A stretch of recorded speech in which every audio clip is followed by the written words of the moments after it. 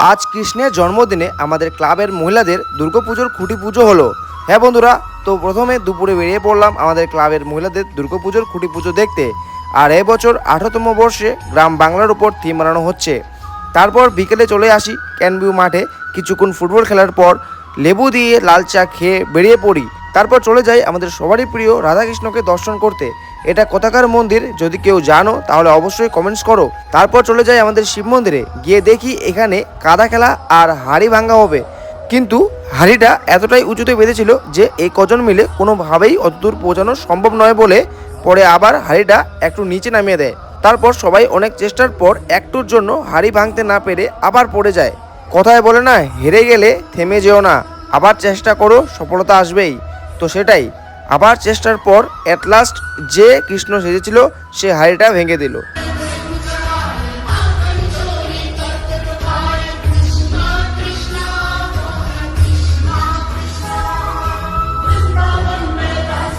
তারপর বাড়ি এসে ফ্রেশ হয়ে যাই। আজকের ব্লগ এখানেই শেষ।